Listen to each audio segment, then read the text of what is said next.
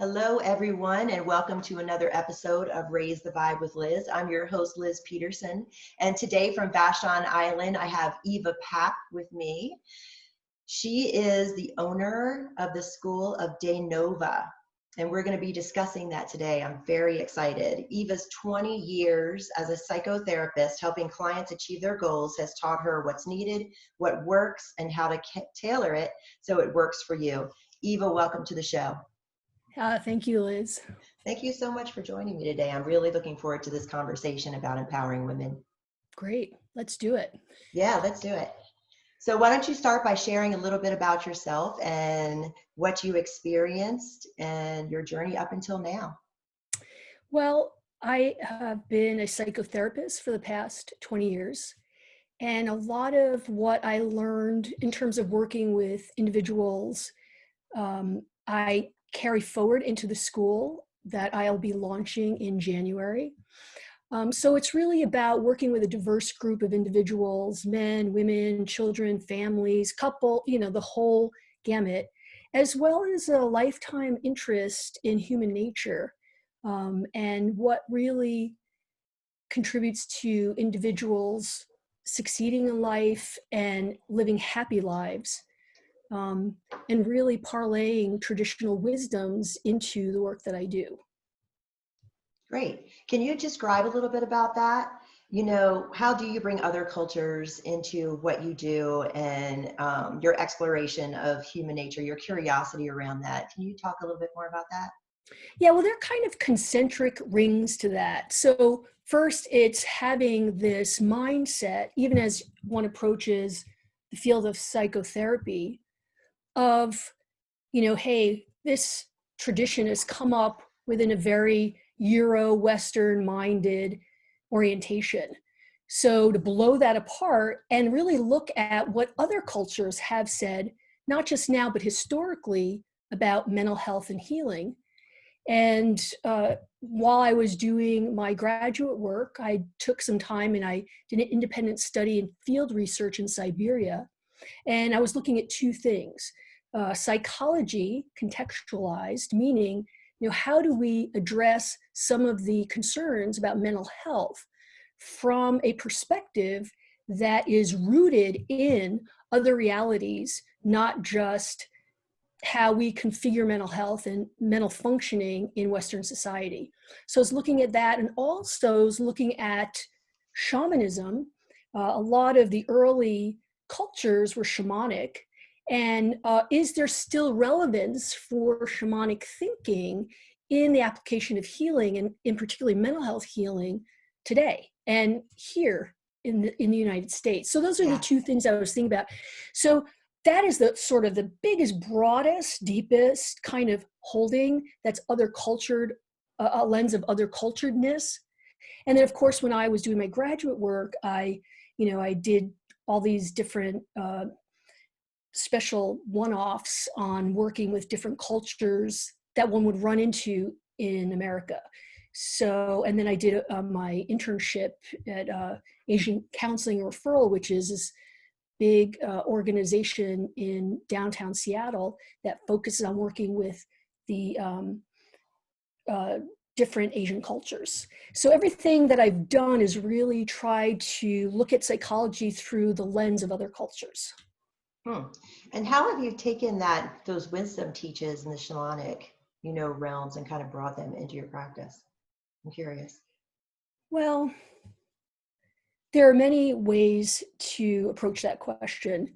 And I think on the simplest level, when you look at, when I would talk to, because I would do a lot of interviews while I was in Siberia and working with a lot of shamans, one of the things I would always ask them is, how do you conceptualize mental health and mental healing?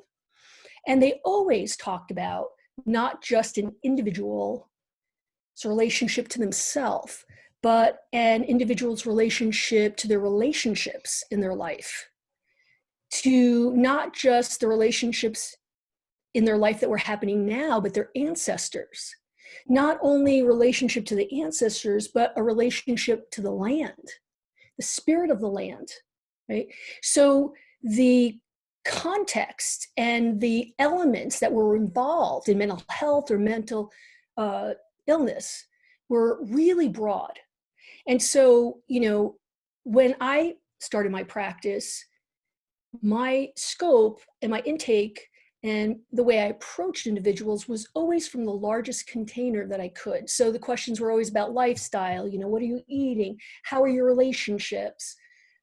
Paying attention. And of course, there's always that spiritual element that I broached directly, but I also tended to indirectly in the space, so that there was as big as large and as broad of a holding of a client as I could muster, as well as energetic elements to my work with clients. So I think it was incredibly useful.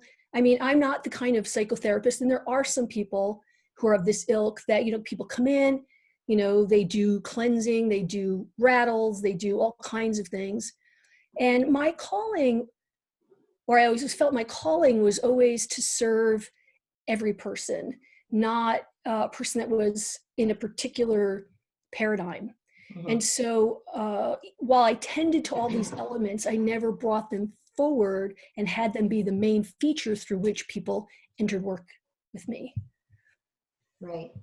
I can see, though, how asking the questions and thinking of the ancestors and that sort of thing, if I take in and look at it from a therapeutic perspective, it kind of goes into family structures and histories and ancestors and what were the patterns that we're bringing forward, generationally, Absolutely. in our life, and how can we work on those? That's fantastic. Absolutely. So it's interesting because there are aspects of psychology that mirror all of that, right? Mm-hmm.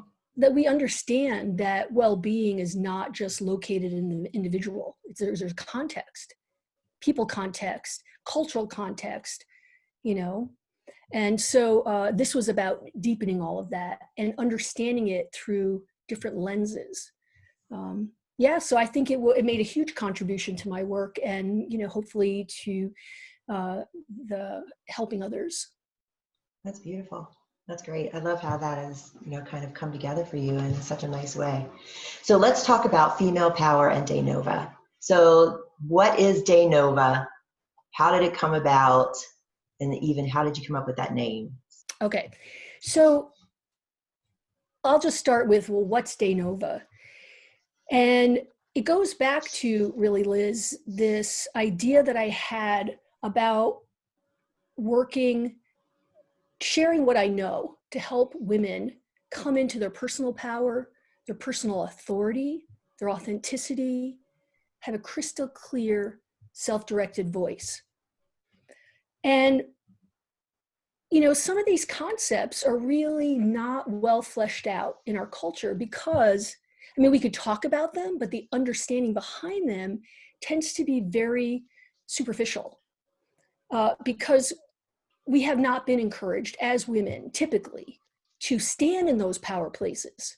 So the conversation has gotten thin and it's gotten sidelined, I would say. So in thinking about how to even express this school that I was developing, what it was I was hoping to achieve with women, I thought, I can't say these words. They're going to fall flat. They're not going to have meaning. And oftentimes when a word can't capture what it is you're trying to convey, symbol is fantastic. And I thought to myself, really what's needed here is an image. We need iconography, right? And historically, and also in the psychological literature, there are these things called archetypes, right? They're representations of aspects of human experience. And there are archetypes for women's experience, the maiden, the whore, the mother, the virgin, whatever. Mm-hmm. And I was thinking about it, that's what we need. We need an archetype to express when I am talking about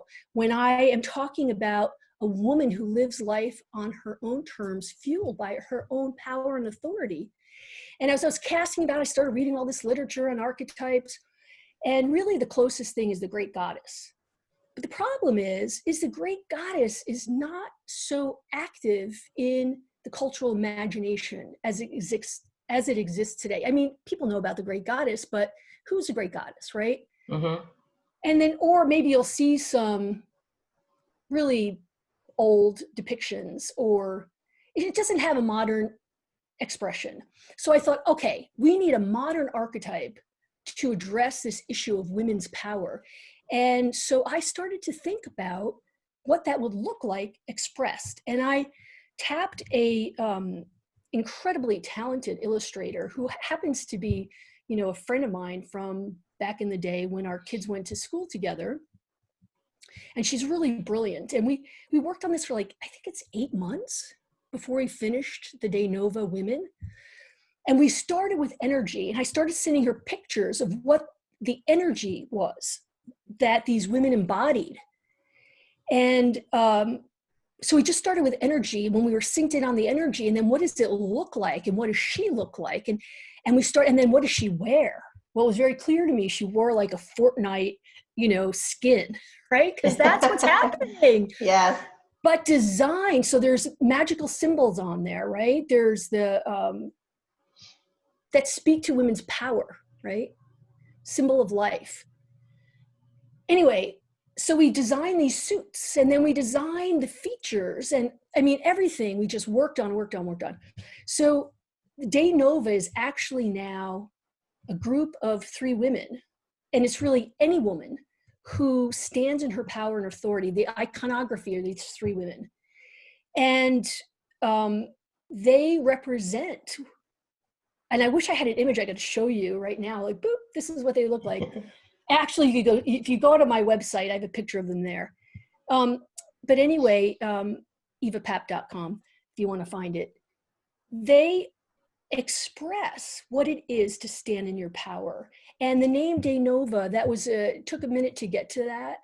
And it really came from this idea of putting something out that was open enough that people could project what they needed onto the name, but also had enough of a suggestiveness that it would lead people in the right direction. So it could be for some new day, Nova is this brilliant shine. And I've written a lot in my blog about, women's shine and your brilliance, your divine connection, and where that touches in your particular human nature and generates these talents and gifts. And it's about, the goddess in every woman's brilliance. So that's what it means to me. And the school is about helping women touch base with that and then live that out into the world. So that was a long explanation, but that's sort of what the Dae Nova and the School of Dae Nova is all about.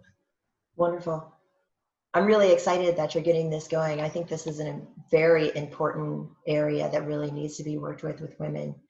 I know myself personally, it's been a journey for me to have a voice and to step into my personal power these last 5 years. Yeah. And I was going to say, Liz, we use the words, but in fact, I was just driving down Vashon, I don't know, a month or so ago, and they're like a flashpoint, live your authentic self, but nobody knows what that means. Yes. How do you do it? Or how do you That's the big question. Yeah.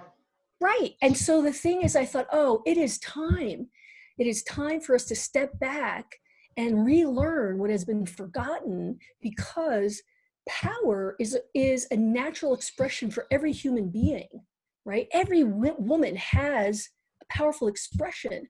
But if you have lost the ability to touch into it, to understand it and express it, then people could say live in your power all you want. You have no clue what that means, right? That is so true. That's unbelievable. I sent you an article a while ago that this, can I segue into this for a second? That this writer and actor, Britt Marling, wrote, and it was an opinion piece that showed up in the New York Times, and in which she doesn't want to be a strong female lead. I think that was the title of the article. And, she talked about these constricted roles that Hollywood offers women, and how, it's really about replicating sort of quote unquote masculine models of power. And that there's a real question for her about what does it even mean to be a strong woman, and how do we access it? feminine power. What does it Mm-hmm. look like? And I was so moved by that article, and it was so deeply touched because clearly this is a very powerful woman who is living her power but can't enjoy the fruits of her power, the joy, the ease, the confidence, the surge, the authority of her power, because she can't touch it. And it's like, okay, that's it. If I didn't have marching orders to get this school out there, there could be nothing as motivating to me as reading something like this from these incredibly amazing, powerful women who cannot, again, enjoy the fruits of who they are because they're so disconnected. And it makes me kind of sad, right? Right. So, yeah. So I what would think you it's say to hugely a needed woman? right now. Yeah, Excuse hugely me? needed. What would you say to a woman like her who's not able, to step in or to feel it, to experience it? Yeah. Well, there's a very short answer and there's a long answer. The short answer is, what are you doing when you're powerful, right? Mm-hmm. And that's woman's power because you're a woman. It's literally as simple as that. The longer version of that, of course, is take my course and let me teach you all the steps, because it really is, there's a lot of steps to it. It's like the elements have been lost. You can't just, B comes from A, C comes from B and A. It's like, and it's not mystical. It's sequential. It's like you can't run before you walk. Mm-hmm. And I don't want to make it a big old mystery or whatever. It really is. It's just you have to learn the skills and the tools, and how to have to apply them in the right way.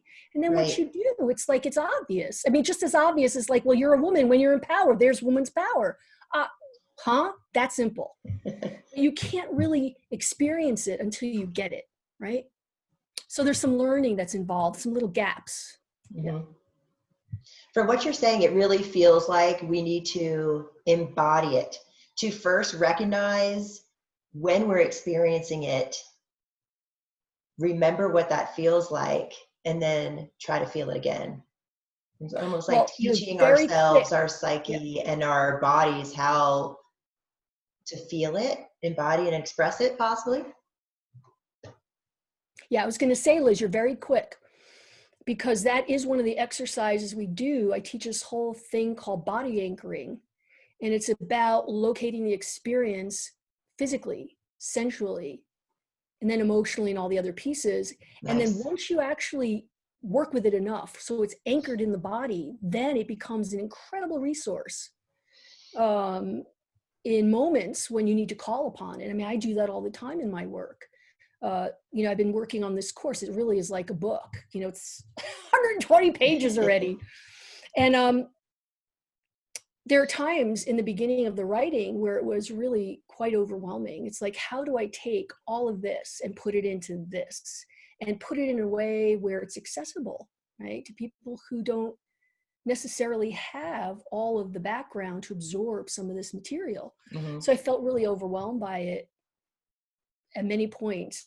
And I would do this exercise myself, and I would just step into this incredible power and ease.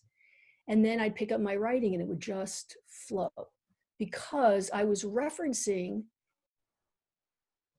this power that I know. And when Nice. I'm in touch with that, the things that proceed from that space have the energy of that. And so, so it's one of the things I teach, and we do body anchoring around a few key elements that are important for women to know and to rediscover in their bodies. And of course, then it's a wonderful way, because women have been so alienated from their bodies, right? It's a way to start that conversation again, or enhance it, depending on where someone is, right? Yeah. Nice. That's Yeah. beautiful. How Well, has, excuse me? and it takes us into history, because this is really historical. So how has history and society, kind of played a role in disempowering women? Let's tap into that a little bit, because I'm sure that's part of it. Yeah, well, I'm not a sociologist or a historian, But I am reading this really interesting book called Rapunzel, and about, it's a sociological look at women and their hair. And, I read a chapter and I like want to weep. It's almost at the level of the shedding of what's not seeing, the shedding of blindness, right? That's going on right now on a big cultural level relative to Black Lives Matter and racism in this country, and a confrontation with the truth, right? And it's just centuries of separation from the body, and then a articulation of what it's supposed to look like, right? So not only are we removed from the thing that would inform us, but then we are given these substitute expressions that actually are undermining, right? And so it's over all these centuries of this kind of inculcation, we've become so alienated that how do we even breathe? How do we even, you know what I mean? It's just, it's profound. It's profound. It's sad. There's a tremendous reckoning that is possible. But beyond that, there's lovely work to be done to just step outside of that and to like say, okay, that was then. And now how do we chart a path forward, right? Nice. Yeah, because you could just weep and weep, and there's weeping that's needed. But at the end of the day, action then is required because there's too much to do. There's too many voices that are needed.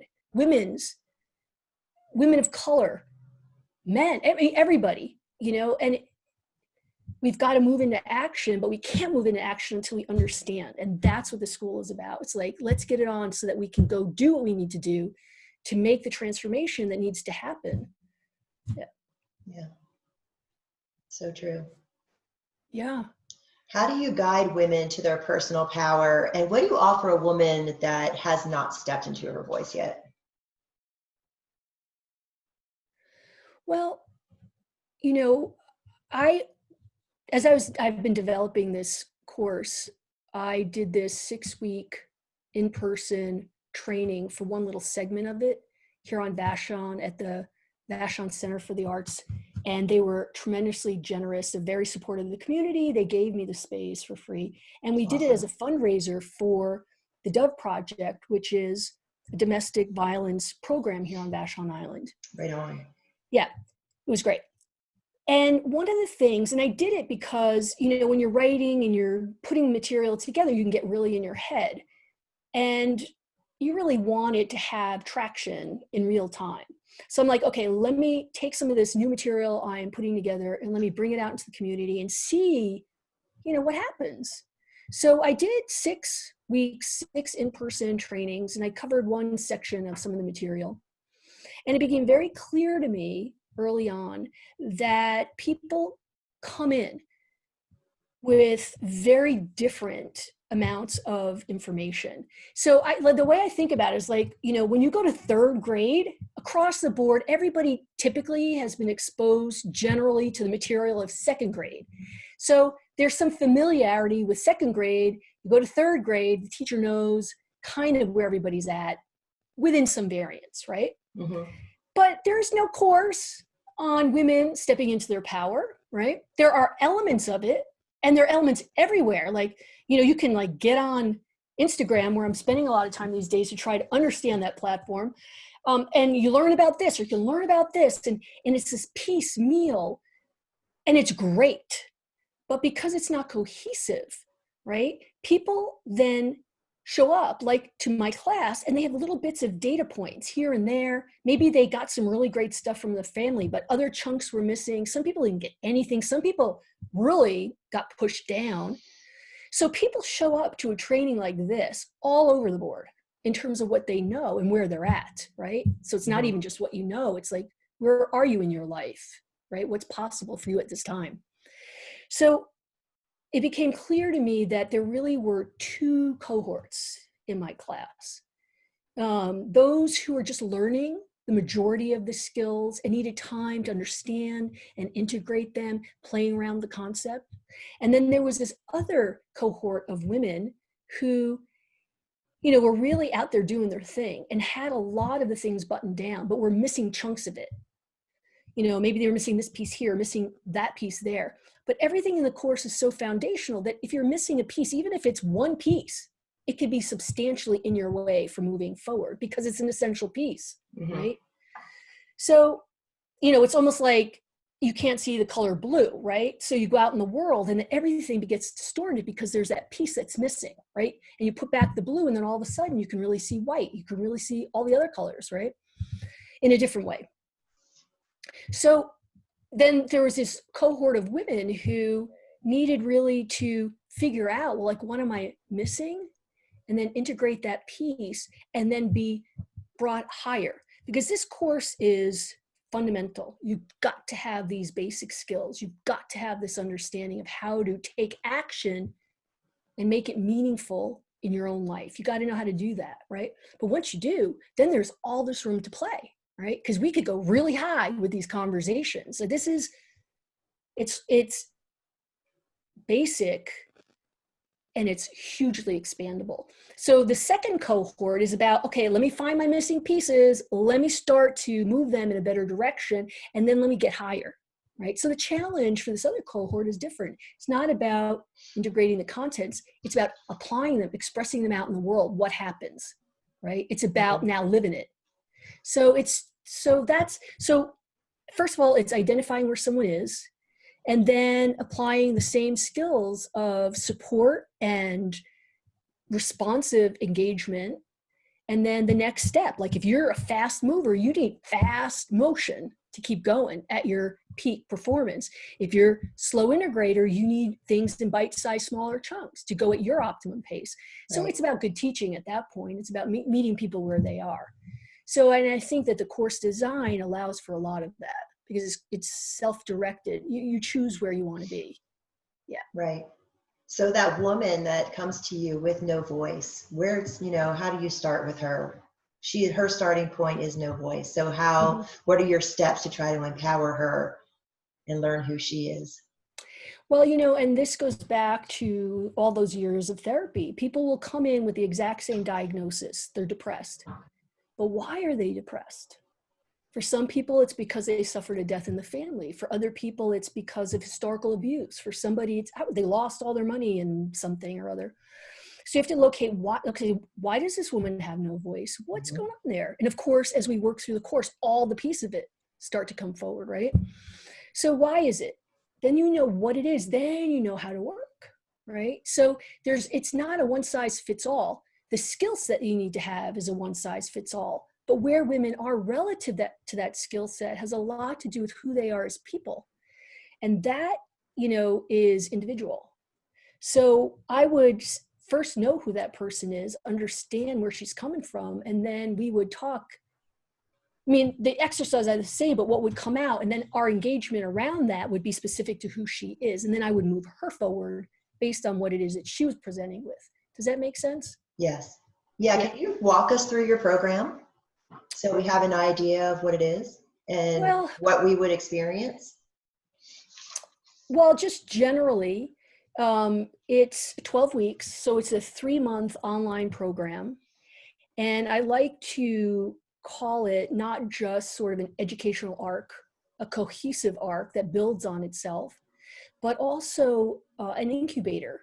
So wherever someone steps in and whatever is identified that they need to grow on, that they actually have the time to get to the next level in whatever it is that they're working on. So that you don't just end the course with knowledge, you end the course with knowledge and hopefully development. So that's the goal. It's not just, take this information. It's like how you take this information, move it out to the world. How do we shepherd each other?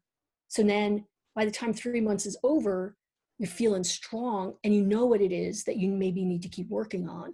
And maybe there's a support system in place already for that. So that's sort of the overall arc, this 3 months, but it's basically split into two. The first 6 weeks is intensive basics. It's like boot camp.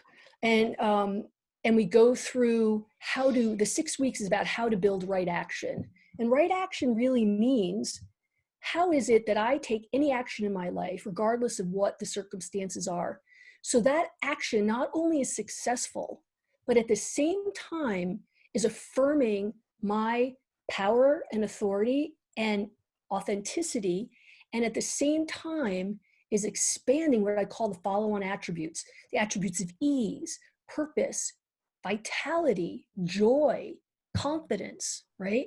So it's not just about living your life, but how do you live your life in such a way that you're successful, you're happier, and your life becomes more and more of a joyride, right? That's right Yes. action, right? So we spend first half of the course, and I always do this, like I have this intentionally at the beginning because it's a lot of grunt work, it's a lot of like learning. And then when you start to tire out a little bit by the second half, then it's easier because now you got the language, now you have the systems in place, and then we build on them. So then the second half of the course is really about how do you take this information and then how do you live it out into the world with safety? Because not everybody out there is going to champion your dreams. Mm-hmm. How do you navigate that space? And then how do you expand your dreams so that you can realize your goals beyond what you even imagined? That's the second half. And again, we can be nimble, even though it's a lot of material, we can be more nimble because you have the basics down. So that's the 3 months. And every time I go through it as I'm writing, because I write on it every morning, I just laugh because it's so much fun. Like, people are going to suffer in a great way.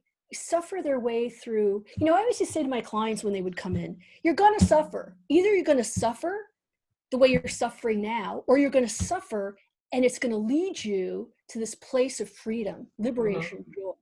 Choose your suffering, right? So, but it always gave me so much joy because, if you put in the work, you really can attain something different. And there's so much freedom in that, hope in that. And again, it's inspiring because women have dreams. And if you could only imagine women with authority, power to live out those dreams, it's inspiring. Yeah. For me, it's exciting. That is exciting. Yeah. So walk us through the process of self-inquiry to figure out who we are, in the world as a means to get to our personal development and empower ourselves. Well, that's an interesting question, Liz. And I actually think that question is a lot smaller, or it's played out a lot more intimately than sitting down. It's almost like, how do we figure that, how do we sit down and figure it all out? And I actually think one doesn't really do it that way. We talk about it that way. And looking back, it looks that way. But living forward, it's not, I don't think, played out that way. And it first comes from learning how to move through the world in a way that you can hear yourself. And it's about cleaning up those channels. That's, again, the work of the first 6 weeks. Once you can hear yourself, it is not so foreign to understand what it is you need and want, what turns you on in any moment, right? So it's about healing, doing that healing work, getting you in tune with who they are. And then asking the questions, learning how to take actions that give you feedback that you can then evaluate based on, and now you know how to listen to yourself. Okay, now I know how that works. I hear this may be not the best choice for me. Maybe this is the right. So it emerges. And in fact, the last 2 chapters of the course are called Fluid Dreaming. And learning how to be in a relationship to your dreams, those deeply held desires, that is responsive, is changeable, and is expandable. So that you're always in a position in each moment to go for the highest version of the expression of what it is you want. All comes back to, can you hear yourself? And that's the work of the first 6 chapters, is how how to build right action. That's what you're taught. So once you have all those things in place, it's not that hard, but it is in the moment. They always say, be in the moment. There's power in the moment. Well, why is there power in the moment? Is anybody answering any of this, right? The answer is, in the moment is where you hear what's true for yourself in the moment. And it is upon that moment that you can then take right action. If you get too far ahead of yourself, you're living in the past, you're not getting the crispest, best information, right? It's all about, so being in the moment is about, well, how do you live your best life? The information is right there. That's the moment of power. Not because it feels good to not it does feel good to worry about the future or the past, but because it's powerful. There's information. I mean, that's the power of being in the moment, is being able to access what's there for you if you know how to access it, right? Right. So it's about learning how to live and pursue one's dreams from that nodal point where you're in the present and you're in the present with yourself, right? And if you live that way long enough, the confidence comes. And because you start to make choices that are self-affirming, the joy comes. And then because you do that, the realization of who you are and the expression of your brilliance comes, and it builds on itself. So again, it's not, we talk about it that way, like, how do we do this thing? You live into it and it becomes your reality if you're living it right. And that's what this course is designed to teach women. And it could be, I could do the same course for men, anybody. I mean, I would have to change what the issues are and how one would approach them, because the male psyche in men have had different oppressions than women. So their challenges are different. But it's a curriculum for everybody. I just have chosen to work with women because I feel that this is desperately needed to correct imbalances that exist culture-wide, globally, because women's voices have not been part of the conversation. Yeah. And so the whole thing is going, on itself. So true. I think too, because we haven't had a voice for so long, we either don't know how to trust, the information that we're getting, or, we don't know how to listen to it. So let's talk about the process of learning how to trust ourselves and then affirming, what is us, affirming. I'm going to lack for words right now. I lost my question. Sorry. No, I think I understand what you're getting at. And it's almost impossible to answer that, because the critical piece that's missing, Liz, is the felt experience of one's truth. Yes. When one deeply feels and recognizes one's truth, then you know the truth.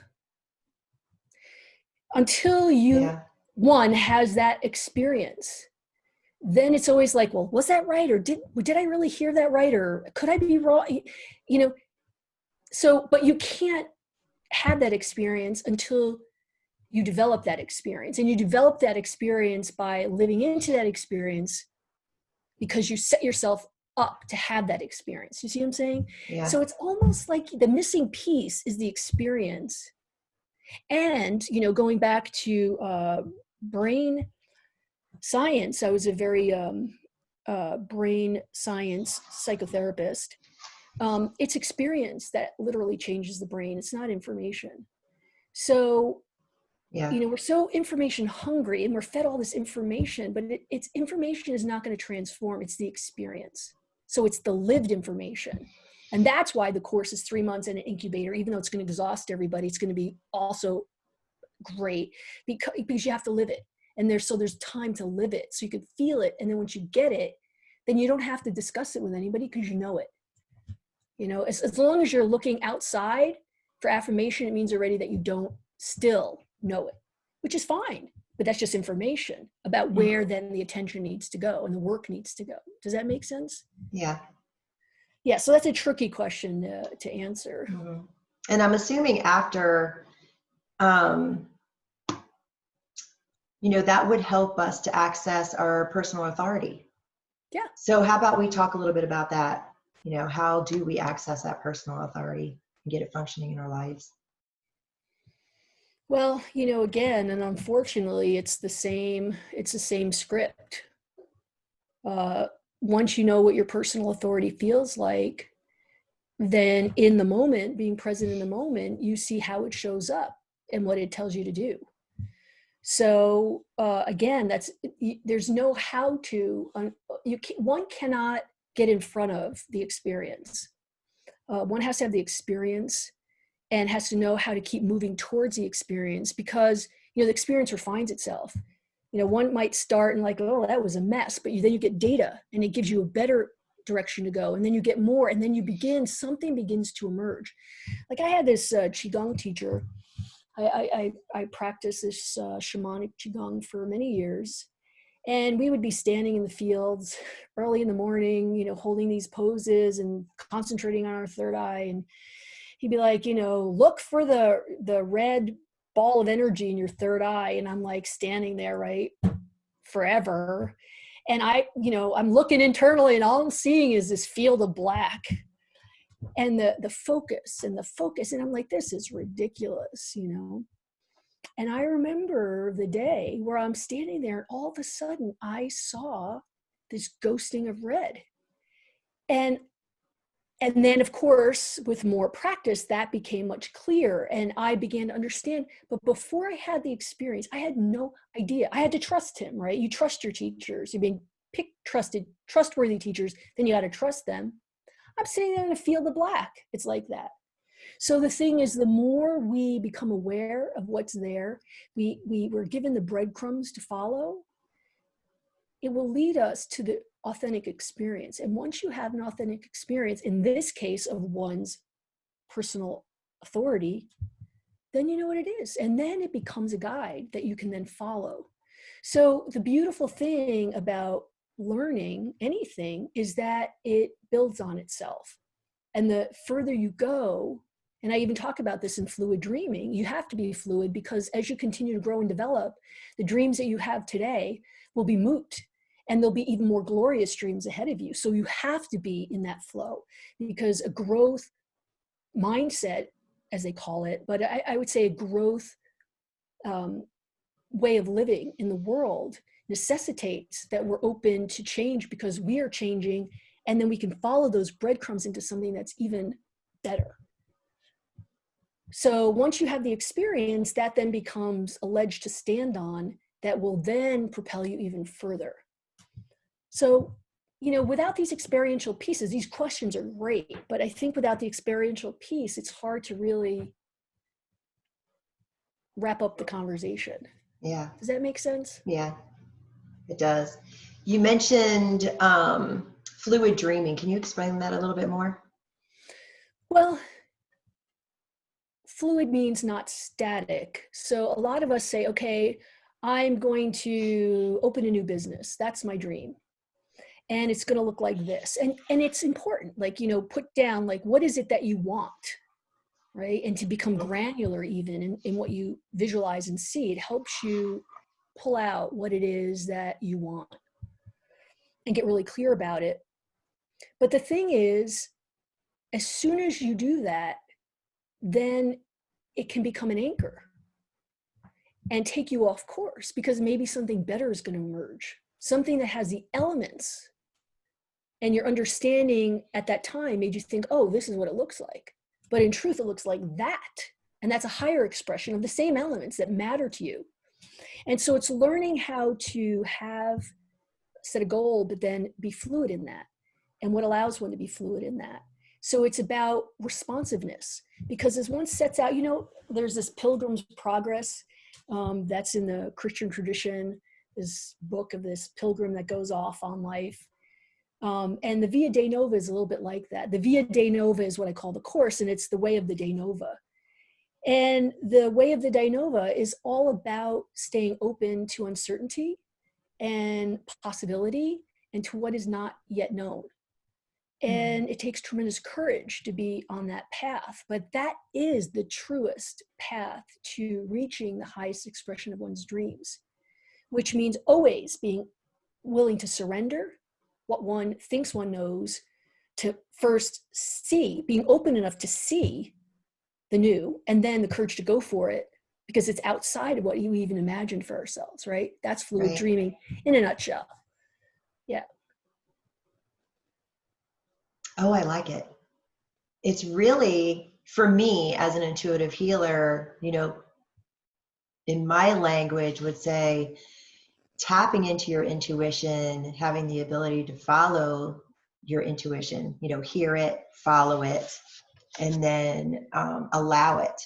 So let's talk about that as a way to get to healing our self-esteem and then being confident, in enough confidence within ourselves to be able to persevere and kind of reach out and fulfill our goals. Well, I think all of those things, I call them the follow-on attributes, Mm-hmm. confidence, ease, whatever, they're byproducts. They're not end goals, they're byproducts of a life lived, in my book, according to right action. And so the emphasis then comes off of living with confidence, but living well and living rightly according to who I am in the moment and what's asked of me in the moment. And so with every woman, it's a fingerprint, right? How you show up in the moment is uniquely you, a unique response to all the forces, the vectors that are acting on you in that moment, and your choices and willingness to step into the ones that matter, right? And so that is the birthplace of each individual's whatever follow-on attribute they're interested in. It is there. So if one lives that way, one will grow in confidence and joy and purpose, vitality. It's just they're byproducts of living, stepping into right action. So anybody who would say, hey, I want to live with more confidence, I would say, well, live into those moments in a way that's going to keep giving you more of the follow-on attributes, and not just confidence, all of them. Because you don't have to live according to confidence. You don't have to live according to joy. You could just live right, and all of those will continue to expand and build.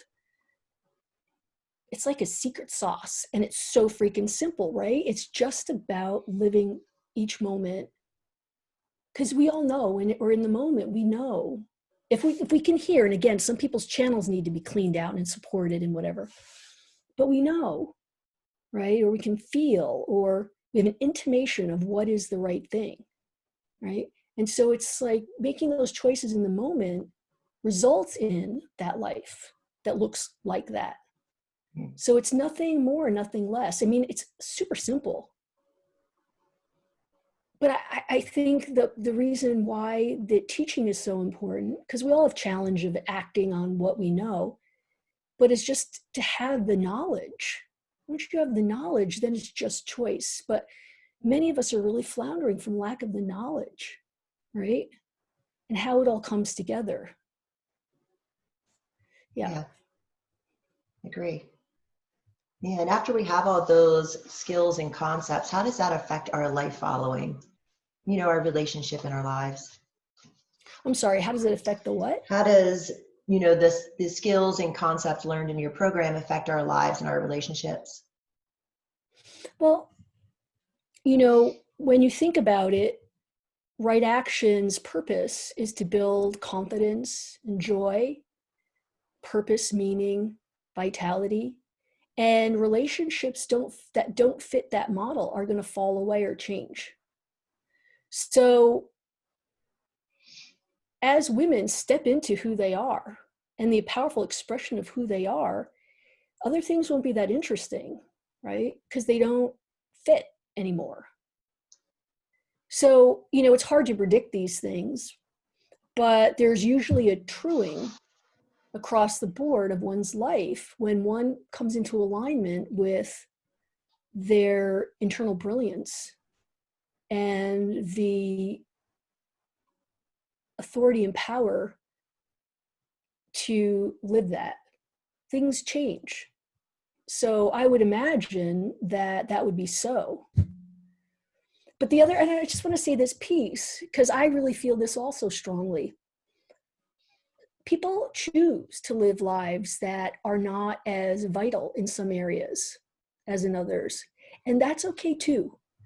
Like, we don't all have to choose what is seemingly the most vital version of ourselves.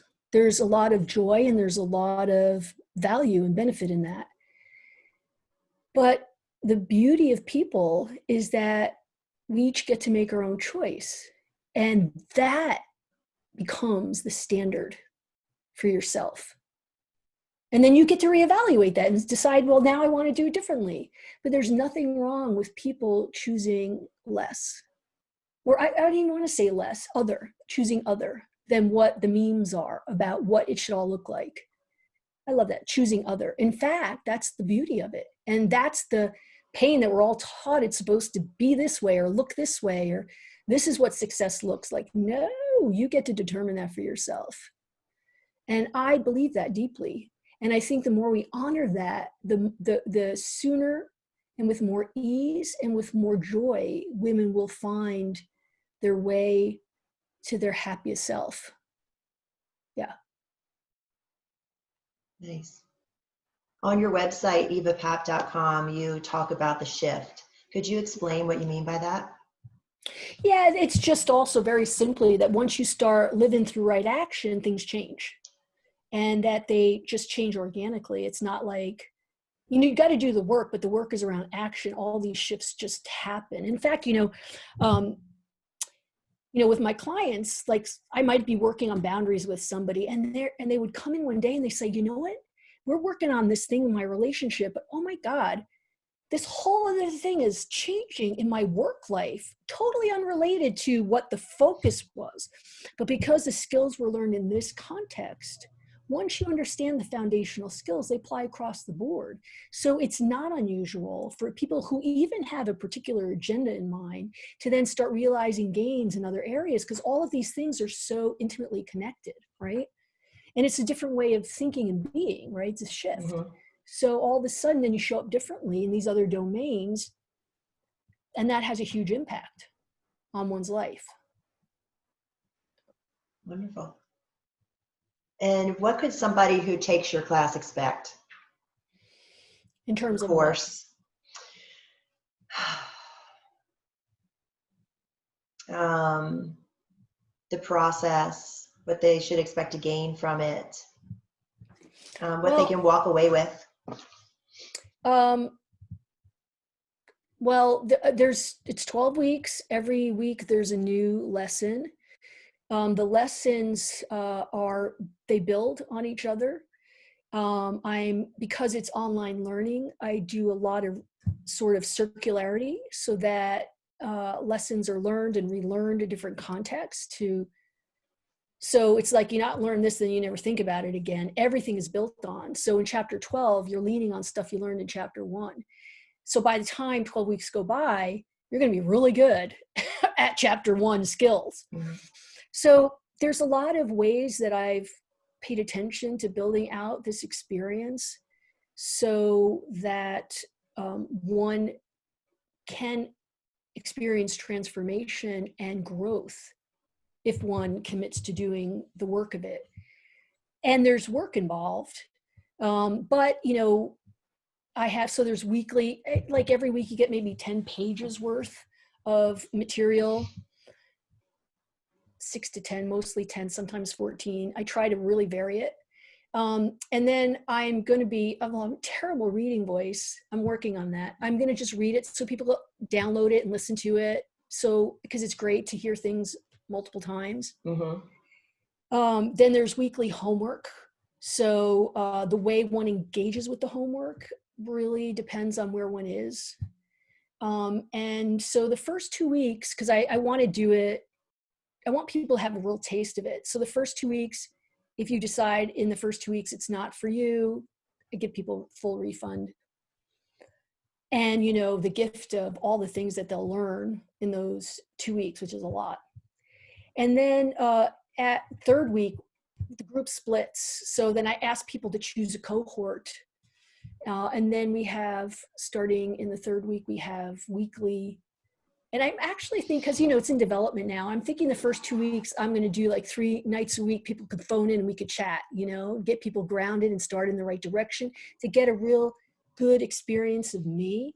Because this is hands-on. It's like I'm in there, I'm down with the experience with everybody, and I want to convey that.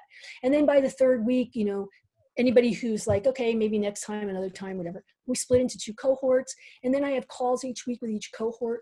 Challenge is really different.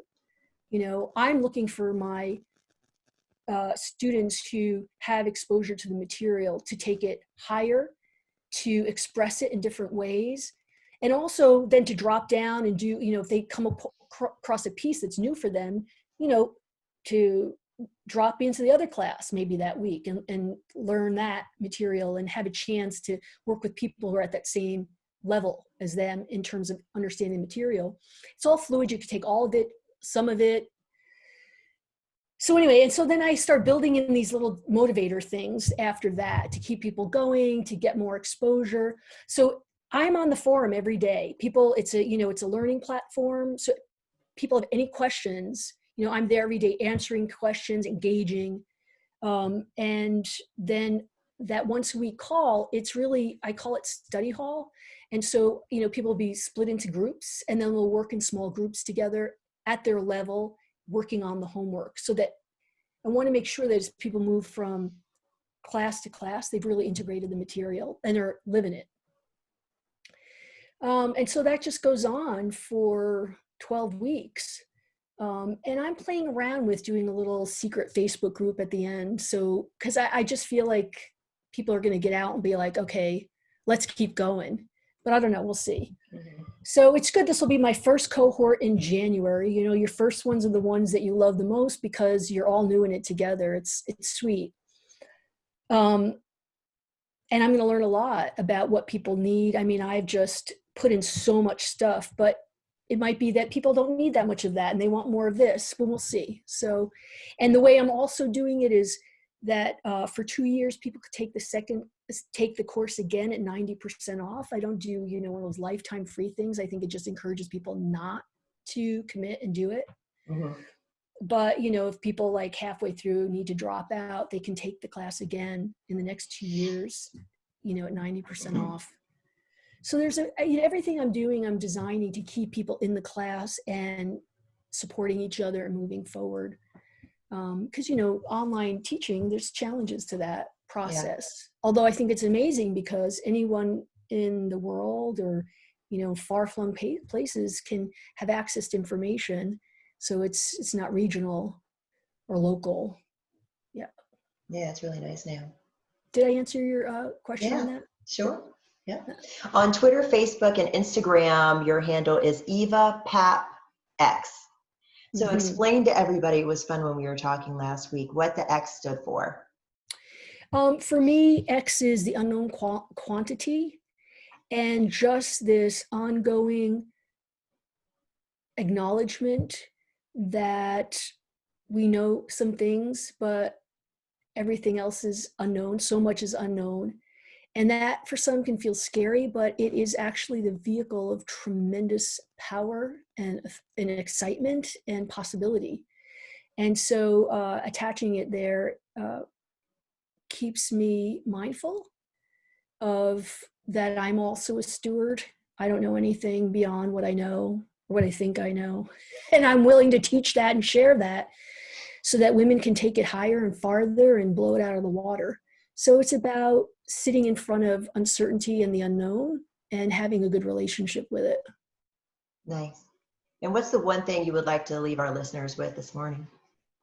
Oh, that's a great question. Well, I want to thank everybody, if you're at this point, for having listened through. I mean, it can be difficult to just orally take in a lot of information. So thank you for bearing with me to this point. And whoever you are and wherever you are in your life, just as you are right now is just brilliant. And that you have the seed of your power right there. And even though you may not be able to touch in on it right now, it is there. You have been given an inheritance of wisdom and power and joy and brilliance. And however you choose, and whenever you choose to make contact with it, it's there for you.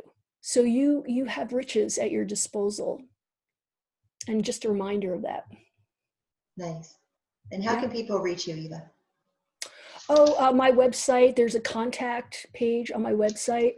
And, you know, I would love it if people followed me on Facebook and Twitter or Instagram. And again, it's Eva Papp X, because I'm really trying to learn those platforms. So I'm there a lot. That might be the easiest way to find me. But, you know, I typically respond to any contact on my website within 24 hours. So that's also always solid. Great. Wonderful. Thanks for joining me today, Eva. It's been a pleasure to have you on the show. A lot of great information, and I hope people really reach out and join your course. It's going to be wonderful, wonderful experience. Thank you. Great. And thanks for joining me, everybody, today on Raise the Vibe with Liz. I'm your host, Liz Peterson. Thank you and have a great day. And remember to get out there and raise the vibe. Bye, everyone.